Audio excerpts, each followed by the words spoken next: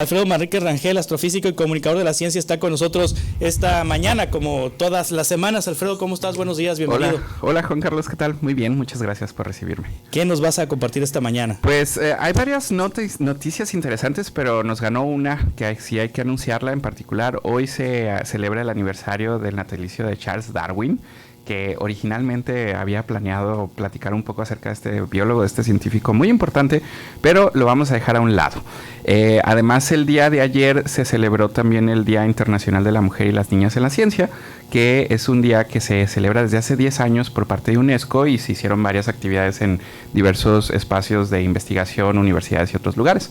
Pero la noticia de la que vamos a hablar esta semana es muy interesante porque se anunció apenas hace unos días la presencia de un asteroide que se descubrió apenas en diciembre. O sea, llevamos apenas cerca de 2 meses que se descubrió un asteroide denominado 2024 YR4. O sea, es la nomenclatura para saber en qué momento del año se descubrió este objeto, que potencialmente, y aquí vamos a abrir un gran paréntesis entrecomillado, así le vamos a poner la palabra con pincitas, potencialmente puede impactar la Tierra dentro de un par de años en el 22 de diciembre del 2032.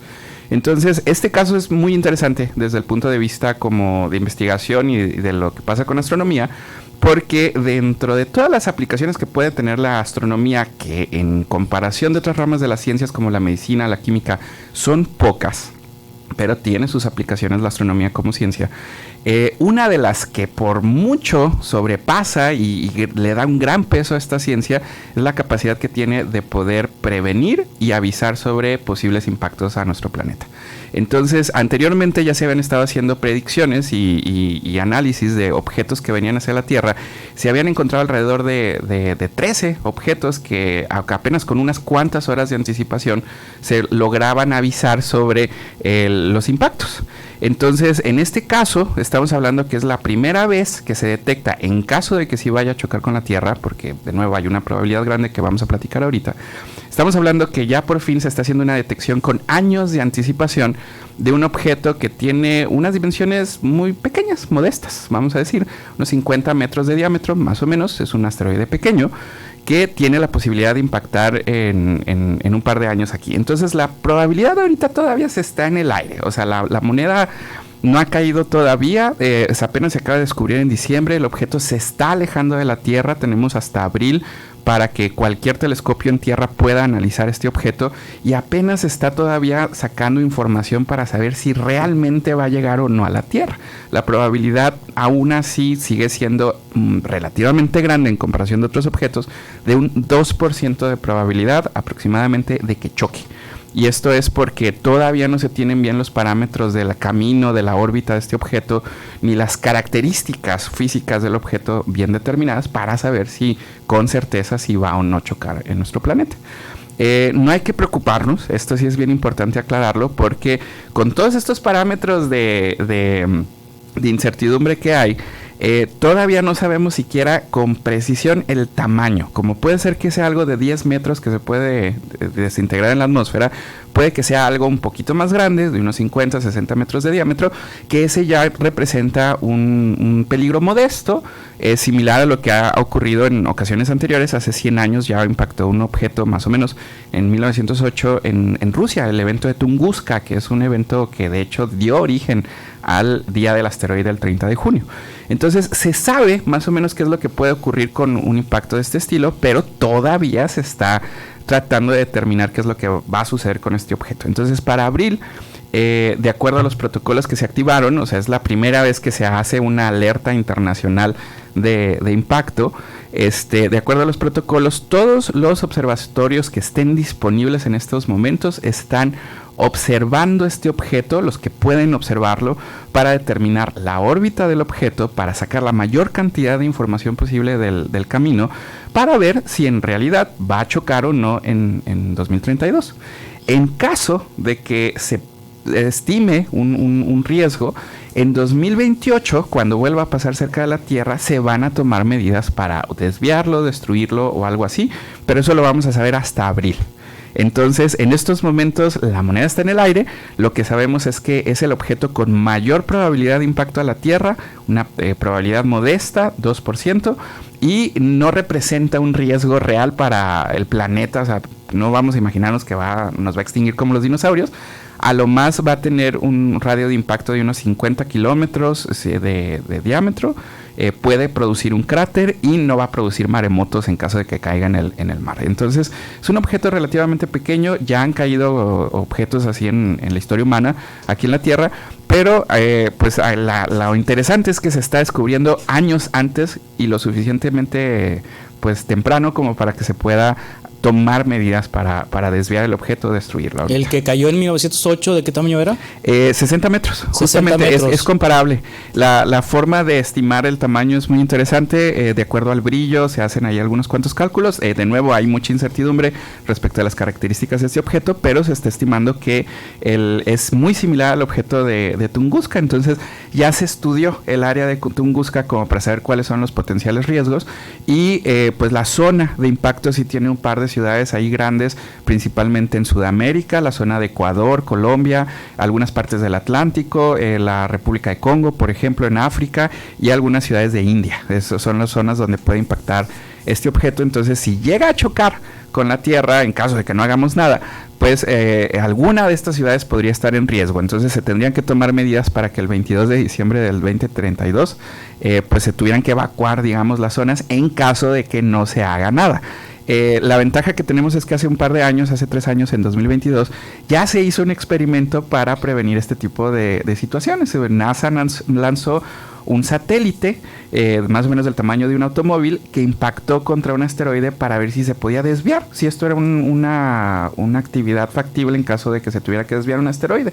Y la respuesta es que sí. O sea, ya se tiene una solución para este problema. Entonces lo único que se tiene que hacer es que la comunidad internacional se tiene que poner de acuerdo para mandar los recursos. Con Trump en Estados Unidos, quién sabe si se van a poner de acuerdo. Sí, y es lo que va a estar interesante en los próximos meses y años, probablemente de aquí al 2028, es que justamente vamos a ver qué rol juega NASA en este caso. Curiosamente, China, que ya lo hemos platicado aquí, que se está poniendo, digamos, allá al tú por tú con NASA, la Agencia Espacial China, ya está desarrollando también sus propios métodos para desviar este asteroide. Entonces, pues aquí China tiene la oportunidad de convertirse en un ícono, digamos, a nivel internacional, si es quien encabeza los esfuerzos para desviar este asteroide, en caso de que la Agencia Espacial Norteamericana y pues Trump no quieran colaborar con el resto del mundo para, pues curiosamente, proteger países del cono sur, que son quienes probablemente estarían afectados. Entonces, la Agencia Espacial India, que podría ser afectada también, pues el país, por este impacto, pues probablemente también pueda hacer ahí algunas cuantas cosas. Entonces va a ser muy interesante revisar qué es lo que va a suceder con este asteroide. De nuevo, la probabilidad que caiga es poca, se va a ir reduciendo muy probablemente cuando veamos los parámetros de este objeto de aquí a abril, pero por mientras es un escenario muy interesante que no habíamos vivido. Entonces se está anunciando este evento y pues seguramente en las próximas semanas... ¿A partir de qué tamaño un asteroide puede ser riesgoso para la humanidad? Para la humanidad estamos hablando de ya genuinamente un objeto de unos 10 kilómetros de diámetro, del tamaño de Hermosillo, por ejemplo. Ese ya representa un riesgo para la humanidad porque son más o menos el tamaño del que extinguió a los dinosaurios.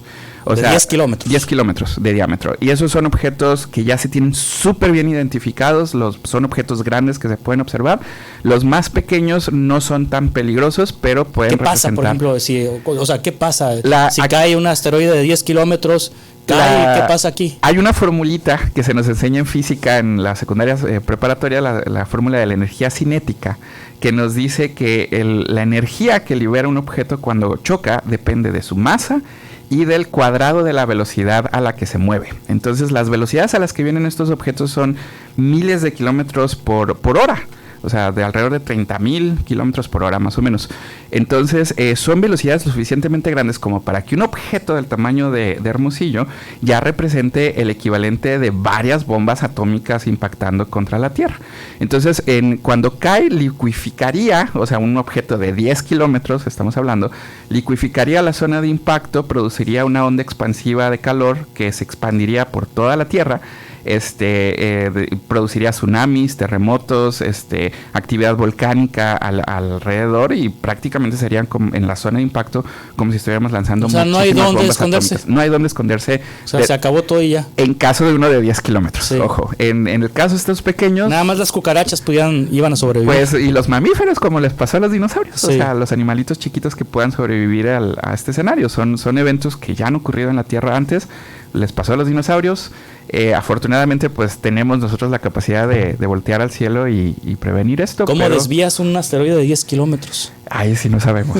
No sabemos. Ahí sí ese es un problema que todavía no se ha En las películas, ¿cómo le han hecho para desviar un asteroide? La clásica que se está poniendo sobre la mesa ahorita es Armagedón, la de Bruce Willis, donde taladraban adentro de un cometa, en este caso, y para destruirlo en pedazos. Los pedacitos ya es más fácil que se desintegren en la atmósfera. Entonces, pues es lo que se buscaría, ¿no? En un caso como este. Yo supondría que en el caso de un asteroide, no de un cometa, porque el problema que de los cometas es que tiene geysers, digamos, en la superficie. Un asteroide, al ser un pedazo como más sólido, sin mucha actividad en la superficie, se podría poner un cohete, digamos, que con mucho tiempo de anticipación en la superficie, encenderlo para desviarlo lejos de la Tierra. Entonces, eso sería una posible solución. Pero de nuevo, involucra cooperación internacional, recursos, dinero que se tienen que dedicar para esta empresa. Entonces, pues está muy, muy, muy interesante la situación. De nuevo, no hay riesgo, no hay que alarmarnos por lo que está sucediendo, simplemente es una alerta como varias que han habido en el pasado. Simplemente esto es una alerta un poco más grande. O sea, hay un 98% de probabilidad de que no impacte. Ya eso nos daría... ¿Con cuánta anticipación se puede saber si viene un asteroide? La verdad, por eso es sorpresivo esto en este caso, porque los anteriores que han impactado sobre Europa o en algunos otros lugares en los últimos años, se han avisado con 3 horas de anticipación. Objetos como de 1 metro de diámetro, más o menos, unos mucho más chiquitos que el que estamos observando. Pero en este caso, pues ya podemos decir que años, por lo menos, 7 años. Ya uno de 10 kilómetros, pues sí lo íbamos a ver. Sí lo íbamos a ver. ¿No? Sí. No 3 horas antes, ¿verdad? No 3 horas antes. Los de 10 kilómetros ya se tienen bien identificados, ya se sabe dónde están, cuáles son los potenciales impactantes, y esos estamos seguros que no van a caer por lo menos en los próximos 150 años. Entonces, pues vamos a ver qué pasa. Muy bien. Alfredo Manríquez Rangel, para más información o que alguien tiene alguna duda, algún comentario que hacerte, ¿cómo se te puede seguir? Me pueden encontrar en redes como @astroalfredo, con muchísimo gusto. También que quiera platicar sobre estos temas y más, podemos platicarlos en el Observatorio Astronómico del Centro Ecológico de Sonora. Esta semana vamos a tener un par de pláticas sobre Charles Darwin y sobre la primera astrónoma mexicana. Bueno, la primera astrónoma en México profesional, Paris Pichmis. Y también quiero invitar al auditorio a que se acerquen al área de astronomía, que este próximo sábado en la Universidad de Sonora cumple 35 años. Tienen también un programa ahí donde van a estar hablando también de asteroides, por cierto. Muy bien. Alfredo Manríquez, muchas gracias. Gracias, Juan. Que te vaya muy bien. Buen día.